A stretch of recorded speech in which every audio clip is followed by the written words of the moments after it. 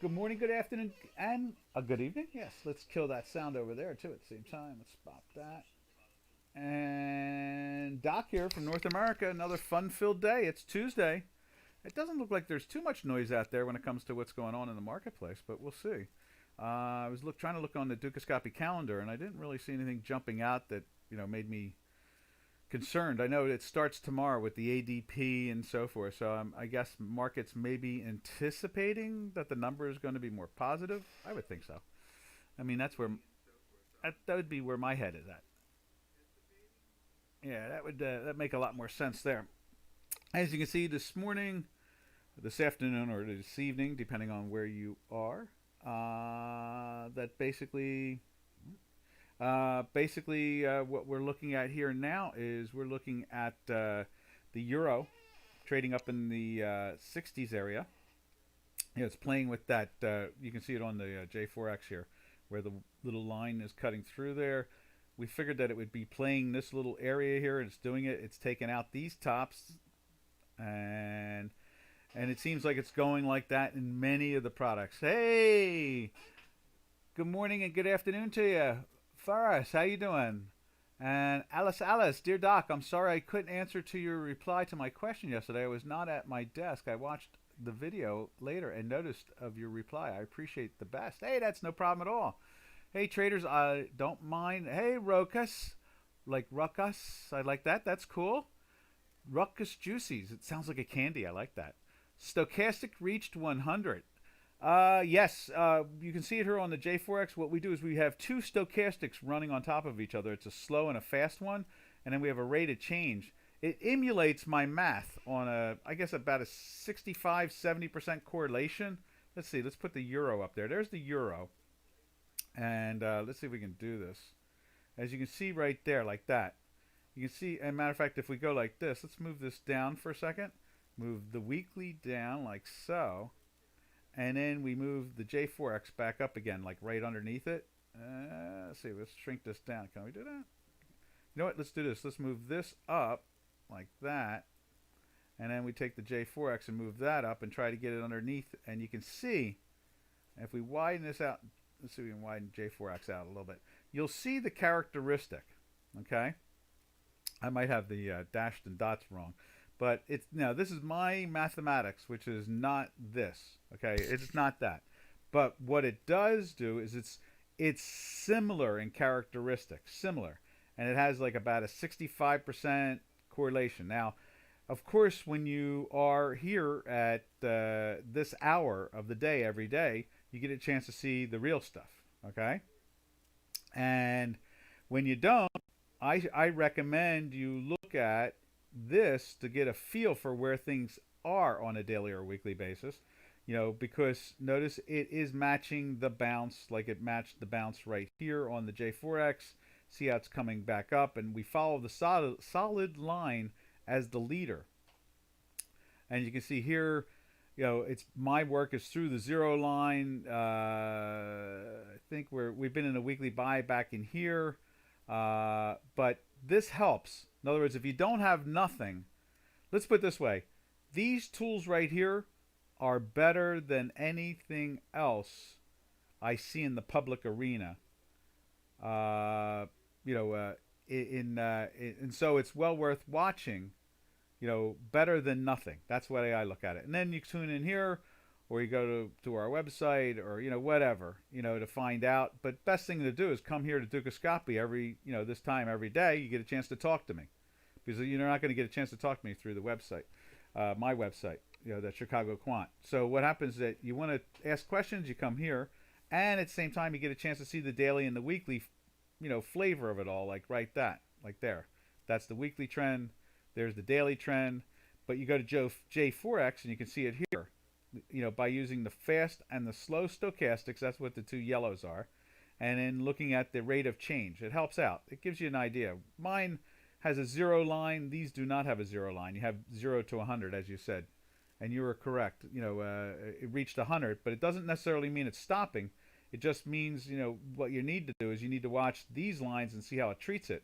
We've gone and see. Let's see. Make J4X a little bit bigger here, like that, and you can see when we move it over. right there, and move it over like this, you can see, here's a perfect example. Right there. It's banging up towards the 100 area, but it keeps on climbing, right? And you can see, let's move that over just a little bit more, and we'll emphasize that. And you can see here, you know, just because it's up there, when you look at this indicator, doesn't mean it's topping out. It just means until these things break down again like this, where you get the solid line moving totally down, you know, between the rate of change and the dashed line. In this case here, they were rising. It tops out right here, basically. It's still rising. This tries to rise again right there. It bangs against the rate of change. It comes back up again. You know, it's all banging against the 100. It's telling you that there's more buying going on. What it's doing is it's telling you the trend. And that's the objective. And that's what we use on the J4X right there. Also, if you go into the contest, you can run across one of my indicators combined together. It's not my indicator, but it tries to combine more things that will match up. You can see on the Dukascopy, when I used to run my robot on the Dukascopy with Dukascopy tools, this is all with Dukascopy tools, yeah, it had a pretty good success rate of winning and making money. As you can see, let's see if I'm answering everything. So Stochastics 100, and then, oh, hey 54, how you doing? It makes a lot of sense. Europe just launched a QE of 2.2 trillion euros and fly in value. Cool, cool. Also, I found that thing for you. Let me put it on the chat line. We are going to put that on the chat line, what I was mumbling about yesterday with Faraday and Maxwell, mainly Faraday. I thought you might enjoy it. You know, I'm actively involved in the electric universe on the physics side. So you know, it really where is it at? We'll find it in a second. And it was a paper. There it is. Constraints. We're just going to put it up on the chat line for you. And you'll have to add the. I think they may interfere with the .com thing, or how does it work? I don't know. Let's see if this will take this, because it's an academia thing. Let's see if it does this. Let's go to the chat line again. Right there. Let's see what this does. Did it block it out? It blocked it out. Okay, so let's try this. So we do that again. It's going to be on the chat line, and then I will remove probably that right there. If I remove the HTTP, okay, so here we go. There, now that came up. Now, just put, I should cut and paste that down. Now, let's go like that and see what that does. Did they block that? They blocked that. Okay, so let's try that again. God, I should paste that. All right. Let's try doing that. Cut. Okay. Let's see if it'll do that. It blocks that. What's blocking it? Okay, let's try that. Try this. Cut.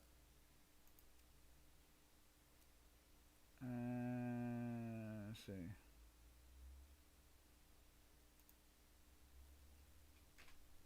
Let's see.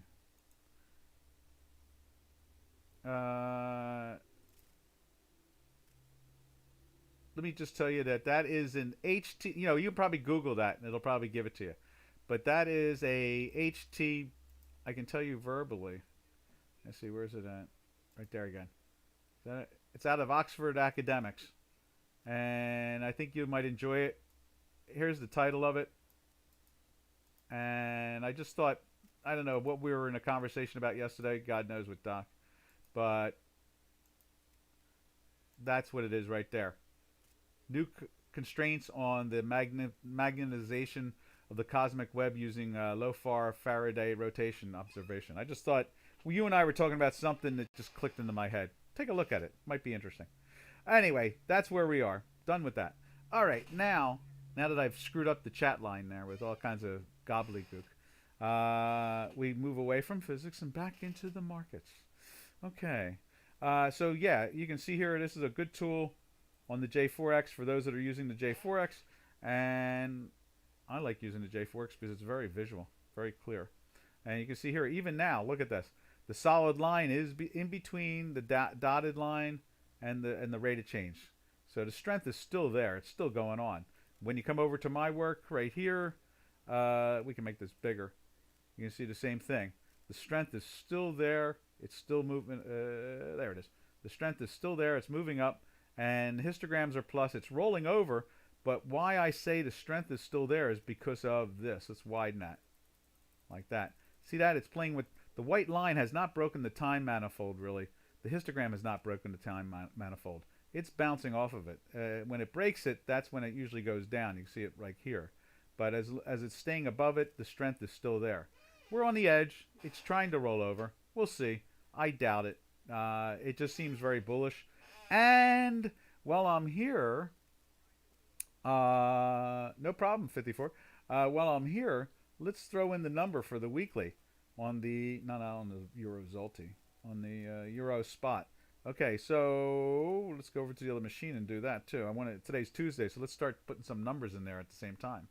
Yeah, I thought would find it interesting since you're an electrical engineer, and I'm really active in the electric universe, Thunderbolts project, the Sapphire project, spaceweather.com, that type of thing. I'm really big on the that side of the physics, modern physics on that side of it. So let's see. There's the number just spit out. 111. No, it's 110. 110.84 is the weekly sell number now. 110.84 is the cell number there. So you can see there, Euro is showing life in it. As you see on the J4X, as I've said before, they were going to play with these supports in here, and they're doing it now. They may get it all the way up to, what is that? That's if we put a line in there, let's put a line in there. That is what? It's probably in the 112s and change before it tops out. And even then, we're in buys, so I'm not going to be bearish until I get into at least a daily sell. I'll be a neutral for sure,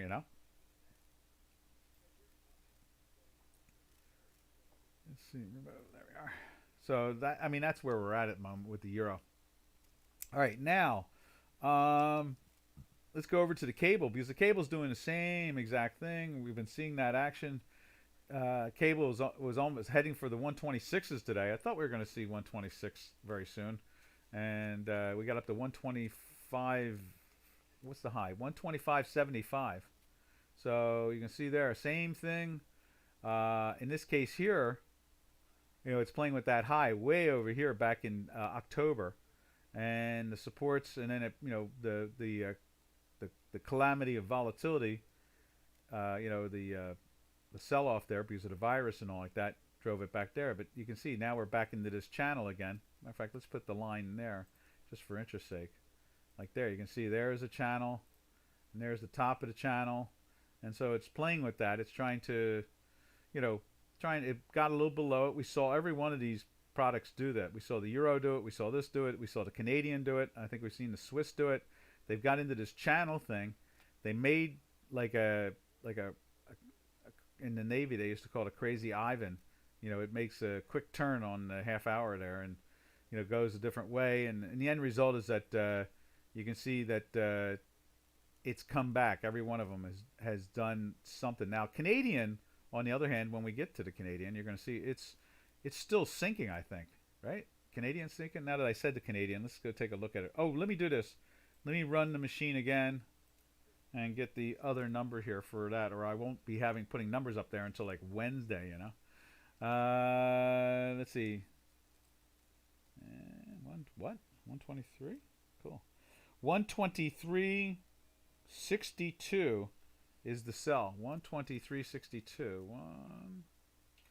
123.62 is the weekly sell number there. And you can see we're up in the 25s. Let's just, instead of going Turkish lira, let's go take a look at the Canadian, because now my curiosity is up. I'm almost dead sure it's still down, right? Yeah, it's down. Line 20, 2 weeks in a sell and 5 days in a sell. So it's been just pushing down here. It did do that sloppy thing We did draw some lines about it. We talked about it. You can see the histogram way buried down. Let's go over and take a look at our work and see what the Chicago Quant is showing. Right there. There we are. And it's been banging down and banging. I guess one of these red lines should be over here somewhere, right? Like right there. And so it's been in the sell there since, and it hasn't been able to get into the buy. It almost tried it there, but it's failed at it. And you can see the weekly doing the same thing. It's just been moving down. It went into the weekly off of this line right here, up in almost the 140, in the 140s area. So it's dropped what 5 full handles on the downside there in the Canadian. And okay, let's do this too. Let's put the weekly in there too at the same time. No questions, or Doc's just rambling at this point? Doc's just rambling. You can interfere in my conversation. Please interfere. You don't know what crazy is going to come out of this head. So, okay, there we go. 138.28. Okay. Here's the weekly buy number. 138.20 what? 29. Okay. One tick. There we are. Oh, that's not right. There we are. And so there's the buy number in that. Interesting action.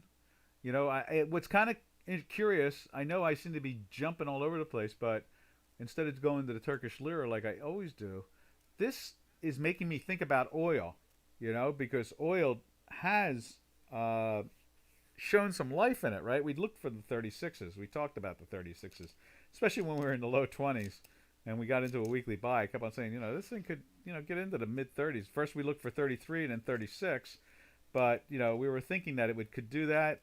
And we talked about the idea that it could possibly even go try to challenge 40. I'd be surprised, but I would be surprised. Let's do this. Let's go to the crude oil on the J4X and see where it's at. I did see it up at one point today. Okay, yeah, so it's still up. Yeah, see, it was up in the 36s. Now we're just underneath 36. Our economy is turning around, and some real, you know, some fundamental numbers that people don't, I mean, they pay attention to, that I see as relevant, and they don't really follow them as closely, is that people were locked in, you know, in quarantine for, I don't know, 3 months now. And so what happened was a lot of people, Mr. Trump made sure people got money at the same time. He's a really sharp guy, you know, classic businessman. Your customers have to have money or you can't sell them anything. So anyway, Trump realized that right from the beginning and made sure that the economy had cash. And so they got that passed before the Democrats went into their campaign season. See, their campaign season this year is rioting. They're campaigning by rioting. But that's who's doing all the rioting in the United States. It's basically the Democrats. It's really crazy. But anyway, so there was plenty of money out there. So guess what they did with the money? Not only did they paid off their debt. A lot of debt was paid off. So they're going to come out of this when the quarantines are over, especially in the blue states. You know, they're already showing it in the red states that money is starting to pour into businesses. I mean, they paid off a lot of their debt, and they are going to be starting over again right at the edge of let's get going business-wise. So I guess you see crude oil lifting for that reason. And we talked about this. I keep on saying this economy wants to explode. Doc is rambling around all the time going, the Dow is, what is it? The Dow is, what have I been saying? Oh yeah, V bottom. That's what I keep on saying. It's a V bottom. Is it paying debt with debt? No. The public. I think that there's a good conversation to be had with the way the Federal Reserve is creating assets and buying and lending. The way they do is they lend it in a sense. So what they're really doing is they're lending money more than they're spending money. I know that's a little weird. I know. Is there a difference between lending money and spending money? I would say yes, there is. You know, in a philosophical mathematical way, if you can say those two words together, philosophy and mathematics. But the Federal Reserve is really lending money, not spending money. Okay? And so what's the difference between the two? I guess you could say that the difference is that if you're lending money, you're going to get some of it back. And if you're spending money, you've bought something and it's over with. In other words, the transaction has occurred and it's done and over. So, is it paying debt with debt? It is created debt to lend. So, it has the ability to come back, and then you pay the debt off with the money that comes back. You see what I'm saying there? You may not get all 100% back, but then you reduce the amount of debt that you incurred. See what I'm saying there? Like I said, it's two things combined together that normally you wouldn't refer to, and that is philosophy and mathematics, So theoretical mathematics with theoretical philosophy. How's that? Does that make any sense? Am I making any sense? But that's what's going on. You see that little gray area there that we're kind of identifying that the media doesn't really talk about? So the debt is created, and then they take that money from the debt and they go and lend it to somebody else. I am trying. Yes, I am. It's a gray area. I see the tranche of it. I see the logic of it. It's a pie chart in my head. I can see it. So you create debt, and instead of burning that money up after you've created the debt, you go and lend that money, which means then that the money is going to come back to you in some type of payment. Now, are you going to get all of it back? I doubt it. Are you going to get some of it back with interest? Possibly. I have no idea. But, how they are exactly lending it.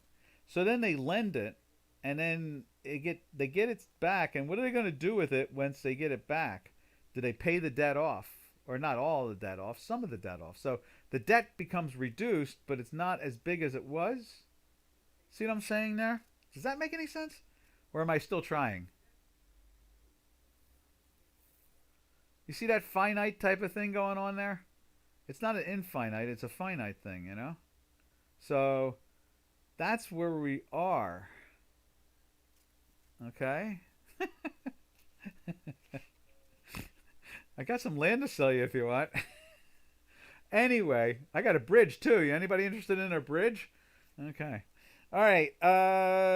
That's where we're at with that. So, okay, good. As long as it comes back, but if the borrower has no income, the debt is not paid. Right. Exactly. That's that gray area.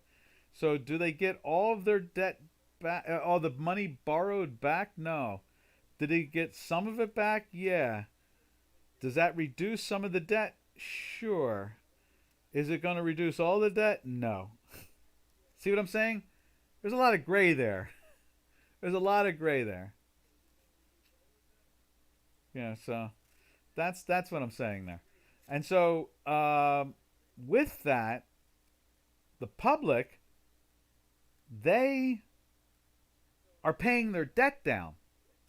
I guess is that one of those things where you say you take it from Peter to pay Paul, or you take money out of one pocket and put it in the other pocket and pretend that you have more. It's something like that. It's very esoteric, very weird. All I can say for sure, this is what I can say for sure, because I've been doing webinars on it for the last the last month and a half. For the last 6-7 weeks, I've been saying it over and over. It's a V bottom. It's going up like it came down. It's not as consistent. But today, the NASDAQ, here, let's go over there. They just made a new high during our webinar. Let's go take a look at this. Oh, let me put the oil number in there while I got oil in front of us. And we'll come back to oil too.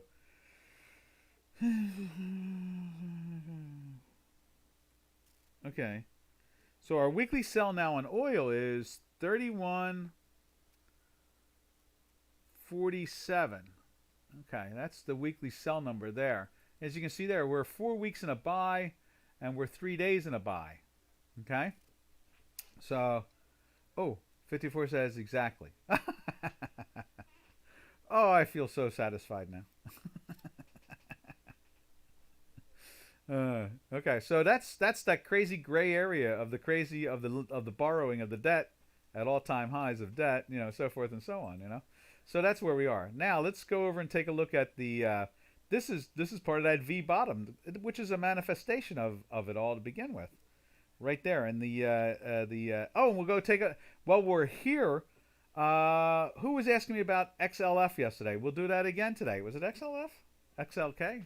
XL something. Well, I kept the chart, so we'll go hunt that down too. Ah, what do we got there? Let me put my glasses on. We got another visitor. Welcome to our neighborhood. Shah Mahad. Hey, nice. Welcome in. Thanks for the insight. While you delve into this topic, I read about BlackRock and the Fed relationship in engineering the financial mechanics. Yes, very interesting, isn't it? They're doing brokerage for them, BlackRock. From the last 2008 recession, BLK, yeah. Oh, you want to look at BLK? We can look at BLK too. When we go take a look at the other one, we'll take a look at this. But you can see here, we've gone up again. Oh, wait a minute, that's crude. I didn't get, where was I? I thought I was looking at, there it is, the Tech 100. So the Tech 100 got up to 96.80. And all-time highs now are, I want to say, where is it at? 96, oh, there's 96.12. And it got to 96.72. And the all-time high is 97.38. We got, what was that, 50 some odd points away now. That's all, we're at almost at all-time highs. And so then what we were doing yesterday, someone asked about that, but we'll take a look. We can look at Shah. We can look at BlackRock too, but yeah, that's an interesting thing they're doing there with BlackRock. That is interesting. They're doing BlackRock is buying ETFs for them. They're using BlackRock as a broker to buy the ETFs. So I think that BlackRock has, they have a lot of those ETFs to begin with. So they're helping to set a support for weak equities. Yeah, in the bond side of it, the fixed income. So now, see, that's what they're doing is they're creating a stasis in a sense.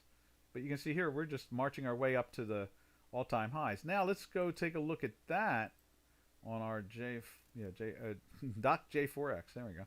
Where are we? What are we looking for here?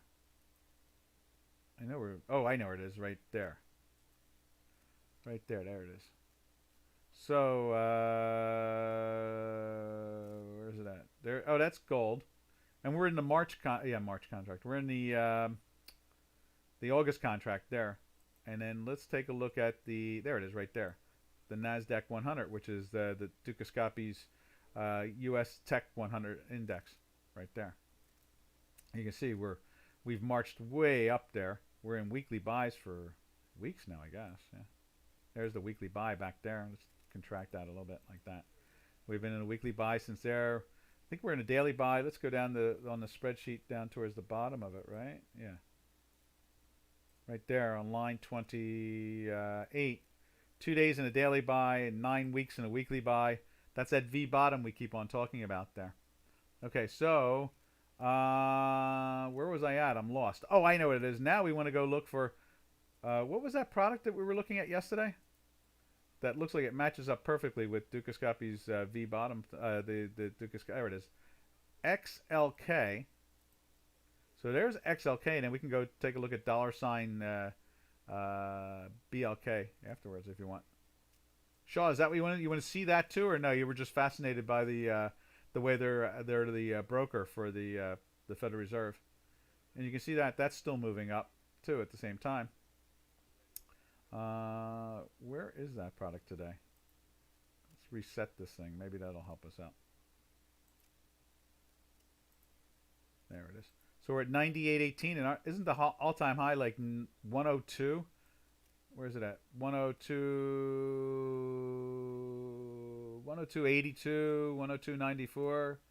So we're only like $4 away from all-time highs on a $100 stock. So that's not too bad, You see, we're trying to roll over a little bit here. This thing went into the buy here. It didn't go in the sell there. Let's change that color there. Right there.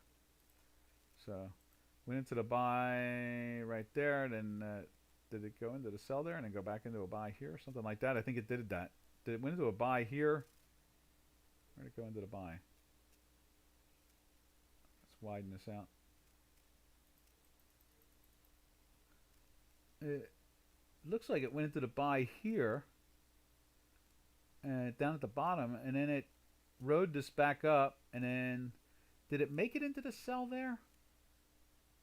Let's see, was that a -6 and a -11? So it went into the sell there, and then the next week it closed into the buy, and it's been in the buy ever since. So you can see there that thing's been climbing up.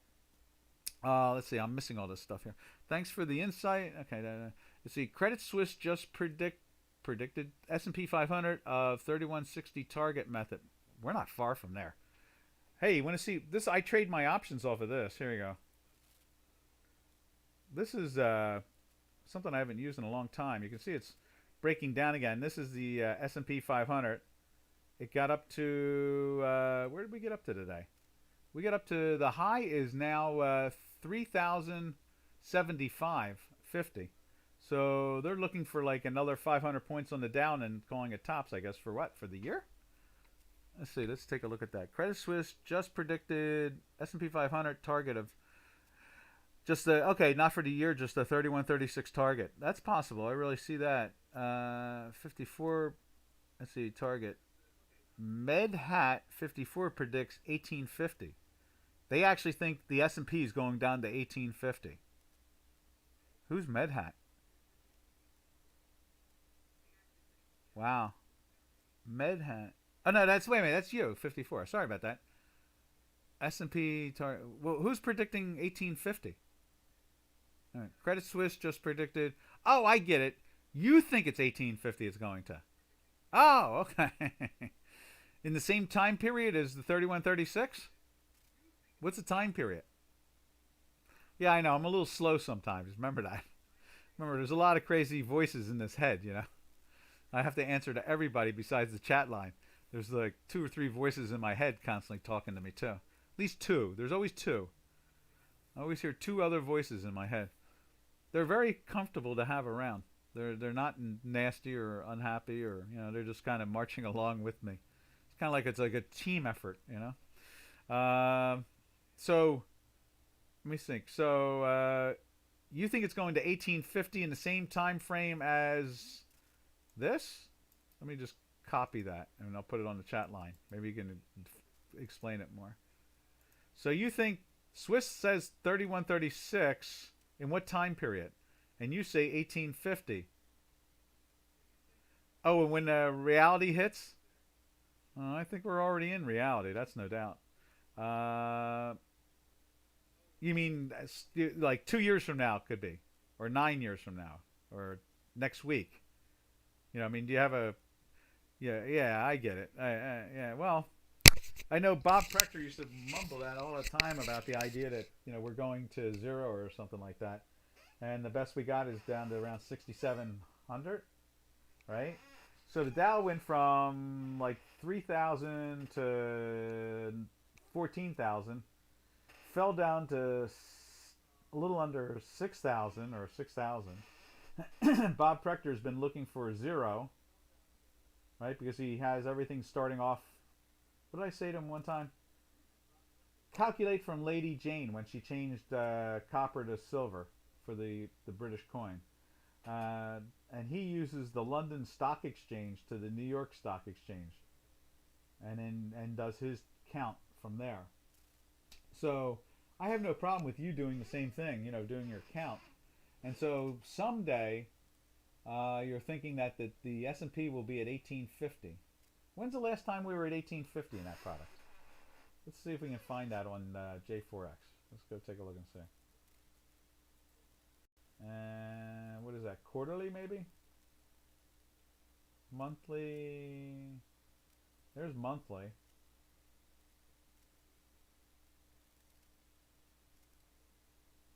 Let's see.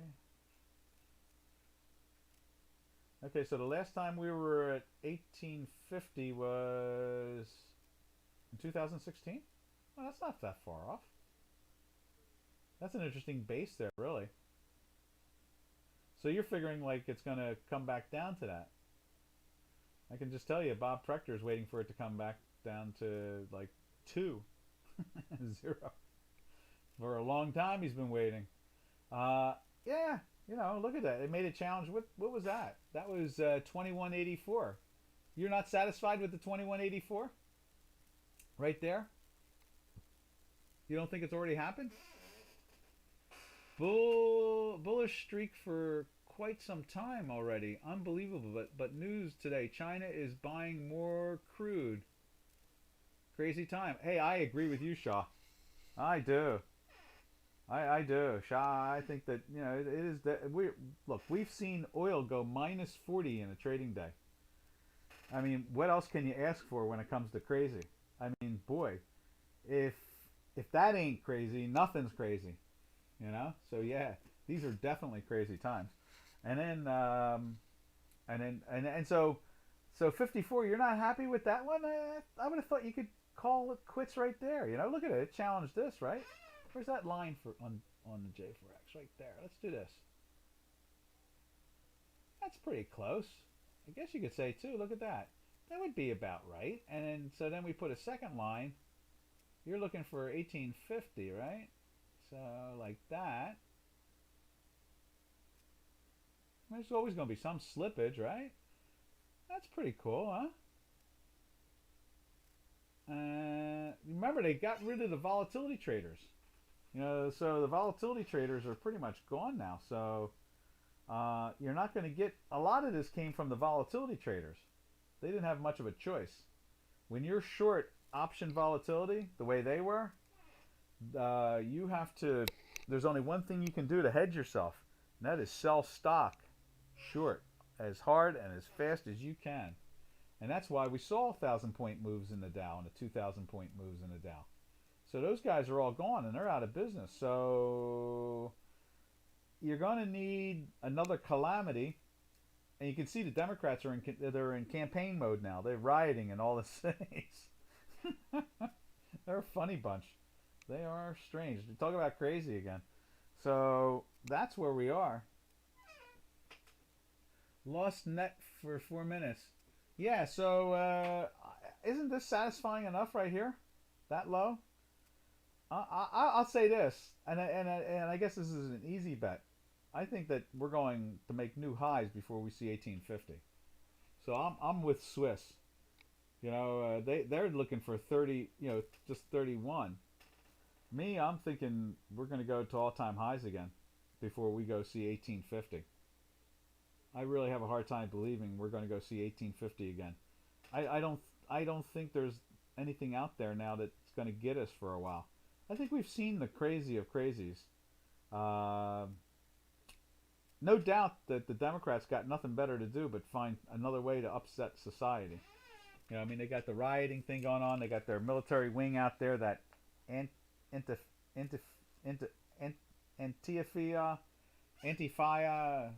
and whatever, the Antifia, Antifa, whatever they call themselves.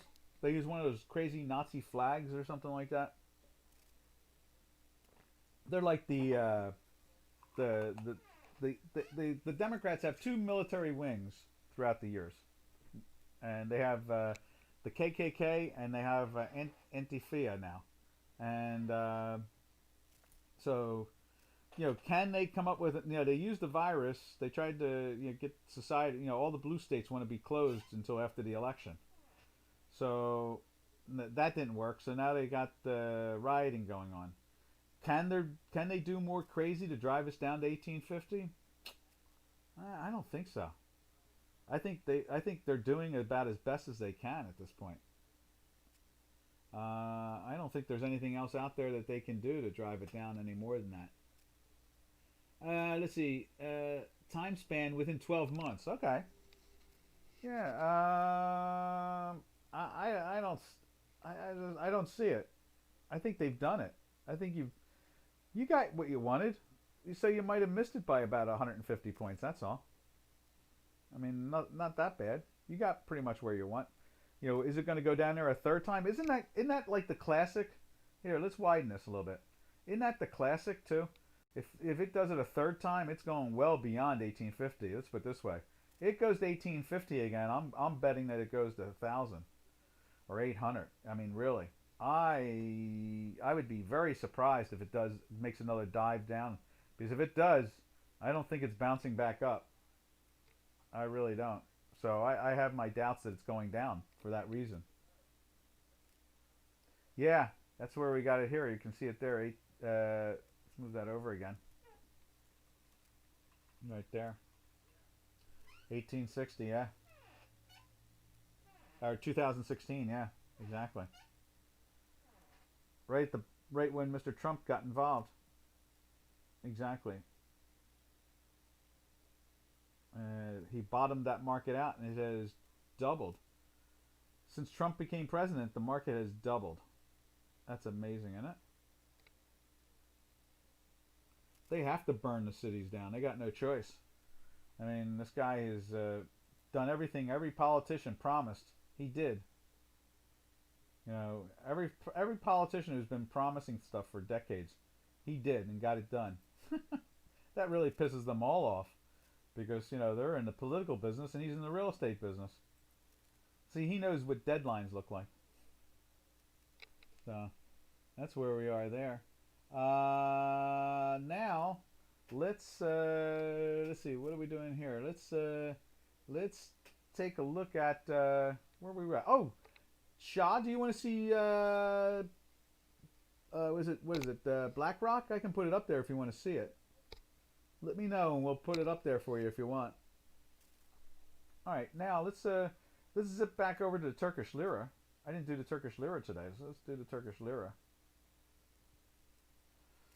Let's see. There's J4X. Let's go to Turkish lira, and let's go back to dailies, like that.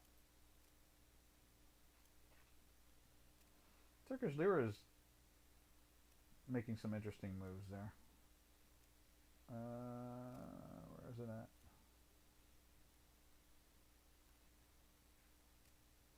It looks like it's really playing with the weeklies. There it is again. Look at that. It's going after the weekly again. Oh, we're below it again. Cool. Because I ran the numbers. Where's the numbers at? I had them written here. What did I do with them? Oh, there. Did I put the oil up there too? I don't know if I did or not. I didn't put the oil. Oh, I did. Yeah, 31.47. Okay, and so Turkish lira weekly sell number is 674.21. So we're just underneath it again. There it is, right there. And what are we? We're in a daily buy. Let's see how it looks on our work. You see the sign here on J4X is smashing down. So I'd imagine we'll look at our work on Chicago Quant, and we'll probably see the daily below the numbers too. Oh yeah, right there. See, that's how we use that's why we use these numbers on the J4X, because they match up to our Chicago Quant to some extent there, and it's better to have something versus nothing. You know what I mean? So you can see it there. We're banging through there and going into a sell again. I think we can move this. We were in a buy from there. I think it is. No, right there, I guess. And so then, now I didn't remember the red dot being there, but all right. So that is now looking like this is going to occur again if they leave it go like that, and at the same time we'll be through the weekly number. So a combination of both. So this product is definitely showing the weakness again. Again, 26 weeks in a weekly buy. That's what our math is screaming at us. It just refuses to. Well, now I guess now it's maybe not refusing. Where is it? Let's scrunch this thing up. Half a year we've been in a weekly buy, following our channels that we talked about that are based off of the Gann Elliott triangle that they both worked with Jones in the hedge fund industry, right there, as you can see there. Okay. All right, now let's drive ourselves over to. Let's see, where are we going now? Let's do Swiss, unless somebody wants to look at something. If anybody wants to look at something, I'm pleased as punch to put it up there and take a look at it. So, Doc likes to, do all kinds of different things and look at all kinds of different stuff. So, all right. If not, we'll go over to the Swissy. Take a look at Swiss. Right there. It's trying to lift up. A lot of red dots there. It's been in a sell since here. It's been going down. You can see it on our spreadsheet. 10 full days now in a sell, 1 week in a sell, but it's trying to lift up here today. Let's take a look at it in a clearer look right there. And they're trying to pop it up. As you can see on J4X, the solid line has lifted. The dashed lines are, hitting the floor, and the rate of change is lifting back up. So you can see the strength is starting to come back into this product. It's what else can we say about this? I guess nothing more than the fact that they're doing their thing and they're doing it well. Let's put it that way. And we've seen the SMB doing a fine job of moving assets around and investing. They've really benefited from this really well. Surprised that no wonder that currency looks so strong all the time, consistent, not volatile. I mean, who wouldn't want to move equity into that area? It's a minus interest rate. That's what the problem is. Imagine if they were paying like the United States, like, a quarter or a half a point or something like that, just on the short term. Wow. Wouldn't that be the place to be? But not right now with that crazy. But, you can at least play the currency. Last year's carry trade did a really great job. Made a lot of money. So that was really neat. AUD. Yeah, we can take a look at AUD. Take a look at Aussie. Right there. Still climbing also. And that is line 12. And you can see there 7 weeks in a buy, 10 days in a buy. It's almost in some ways like who was 10 days down? Oh yeah, Swiss. And then Canadian. Okay. Yeah, so it's showing its strength. It's been happy. It's been climbing. There it is right there. And you can see it is not looking back. It's been in a weekly buy since back here. So the Aussie dollar pairs trade is moving up nice. Is that like a Commonwealth thing? 54? You guys all hanging together, Commonwealths? I understand that the elections, or they're doing something over there they're doing something smart. I know that much. It really is, when you look at it on the J4X, look how much they pounded that thing down. And now that's doing a V bottom. You know what? It looks identical to the stock market. Except for, the sell-off was, in March, of course, right there. And, it made a bottom like the stock markets did, and it's been lifting up ever since. Showing some real life. Let's see. Aless says, is that multi-charts? Are you able to get the data for it from IB or Dukascopy? I can get it from CQG. I can get it through Rhythmic. I get through everybody. I don't think I can get it through Dukascopy. If I could, I would do that. Let's see, IB or Dukascopy. Please, I'm having difficulties using NTB for charting. What is NTB? I'll look it up. Or NT8. Connecting to IB data. Any way to fix that? I am half decent at that stuff, but I'm not. Let's see. You're having a problem connecting your multi-charts to, or is it NTB? A Night Trader. I don't know Night Trader. Is that? Oh, Ninja Trader. Ninja Trader. I know Ninja. I know the guy that owns Ninja. We talk once in a while. For a couple of decades now, he's wanted me to put an indicator up on Ninja, but I refused. I won't allow my indicators to go anywhere but on my own machine. Now I've got them up in the cloud, so that's even better. I'm not sure. I guess it depends on the product. I mean, the charting system. You got to go into you got to go into like some type of global server type thing, turn on things, you know, that type of thing. Uh, no one's helping you get connected. I mean, I would think the charting service would help you. I like the J4X is a really nice free platform. Does a really good job. Why don't you contact? You're having a hard time connecting. What though? Is it the live IB or see? Let me read this again. Are you able to get the data for it from IB? Yeah, I get it from IB, but I can get it through a couple different sources. So I'm having difficulties using NinjaTrader connecting to IB. Yeah, I would talk to NinjaTrader, the charting service, because it is a charting service. So, and they should be able to connect you up. But if you have any questions, you can ask it. I might be able to answer it. But and then for J4X, you know, we use the J4X because it's much more visual, it's clearer, and it has all the tools to a great extent. Also, I mean, obviously it doesn't have my tools, but I'm able to. I've been using J4X now for 7, 8 years, and you know, doing the contest with Dukascopy and so forth, it really works out well. You know, and then it shows it here. I can get fast data. Like if we wanted to go look at, like, if we wanted to look at,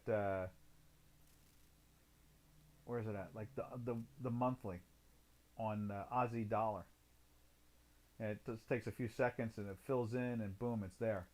And then I can you know, basically talk about the product and see. Look at that.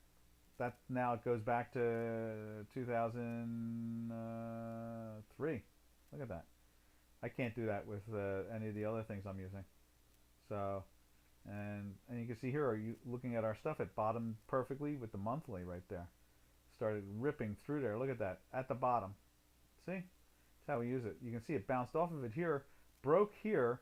Then we had the big break. See, it even broke early, right there, just like on my work that broke right here. I was into the sell here, and then it all collapsed. You know, so you know, that's why I do this on the J4X, because the J4X does do a good job. You know, so all right. You know, it's a really good visual system at the same time. I could change colors and stuff like that and make it even more exciting, but you know, this is all right. You know, it makes it simple.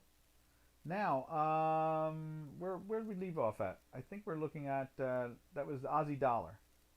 Okay. And let's see, where else have we done? We filled in some of these here. Oh, you know what I should do is I should put the Aussie dollar selling. Let me go figure that one out. Hold on a second. Good old machine is spinning away there. And Aussie dollar sell number is 66. So it's 71. 66, 70, 66? Yeah, 66, 71. Where's that at? Right there. Let's put that in. 66, 71 is the weekly sell there.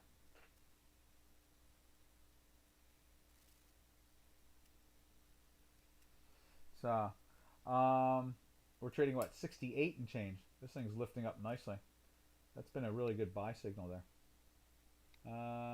Do we have anything else we can say about all this? I don't really see too much more about what else we can say. Anybody want to look at one other thing? I think we have a minute or two here. We can still go. We still got a couple minutes. What did we talk about today so I can come up with a title too? Anybody? What were we rambling about here? Long-term predictions of the V bottom. How about that? I think that's pretty clear, because that's exactly, you know, pretty much, you know, where we went with this. The V bottom. So I think that's what we're going to call this today, is that long-term view of the V bottom. I think that's the best way to describe what we looked at today. I think that the markets overall are going to keep on climbing. I mean, nothing goes straight up. It goes back and forth. But you know, you can see it here in the currencies. We're seeing it. You know, we're seeing it in, you know, Aussie. We're seeing it in all the, you know, what they call the majors. You're seeing it here in the euro. You know, it's holding strength. It keeps on climbing. They're in weekly buys. Same thing with the Aussie. Yeah, not the Aussie. I'm sorry, the British pound. Same thing, climbing up, trying to make a charge toward the 26s. There's a lot of good work going on in there. You know, there's a lot of accumulation going on. And they're trying to come back. The dollar should not be as strong as it is. What about explaining your Excel content if possible? Oh, sure. See, what we do is we document our signals. So see right here, like we're looking at Aussie. You see this green line here on our Chicago Quant indicator here? Okay, so, and that's the daily buy right there. We went into a daily buy here. We haven't gone into a sell yet. We've been in there. And each day that it's in a daily buy, through our math, we put this is the daily number here. You know, day buy versus the weekly buy right there. Or weekly sell. So this column here is the weekly sell. This column here is the weekly buy. And it tells you how many weeks it's been in a buy in our mathematical description. There's the daily buys. There's the daily sells. Like that. So in the Aussie as our example at the moment, looking on J4X here, you see that there. And you can see on our work right here, we went into a weekly buy back in whatever that is, which is 7 weeks ago. So we're in the 7th week. This is the 8th week now. If it settles below 66.71 on Friday, it's in a weekly sell, and that 7 will disappear, and we'll have a 1 in this box right there. We'll have a 1, and we'll delete the 7. Okay? It'll be like that. But right now, we are above it, so we're still in a buy. And at the same time, we've been in a daily buy now since these dashed lines, which is 10 days ago. At one point, it was 1 day. Then it was 2 days, and then 3 days, and then 4 days, and so forth. And so what we do is we document our mathematical predictions, and we confirm them every day. We're watching them. We live and die by our math. In other words, we eat our own cooking. So that's what the spreadsheet does. It documents the success or failure of what's going on. And so in Turkish lira, it's been in a weekly buy for 26 weeks. Now it's 2 days in a buy, but we're below the sell number today. If it settles below there, let's go to Turkish lira real quick, and then we'll quit right there. See how the histogram, the yellow histogram and the black line are minus the 0 line? That's if it closes there today, it's in a sell. And the red line I put in there right now, just in case it does. And then if not, I'll delete the red line. But right now, that's where it's at. It's in a sell. So Robin just put up a website. You can always chase after that from there. And if you want to ask me any questions, you come to Dukascopy every morning. And here I am with J4X and, you know, my Chicago Quant. And we talk about all the markets. Okay, so title. I'm going to call today... we're going to call it V bottom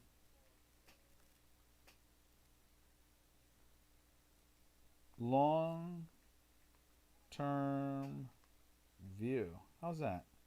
I think that makes some sense. So that's what that's all about.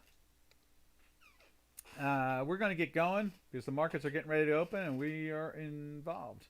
So this is Doc from North America saying, see you here on Happy to Hump Day tomorrow. Same time, same channel. Doc saying, arrivederci.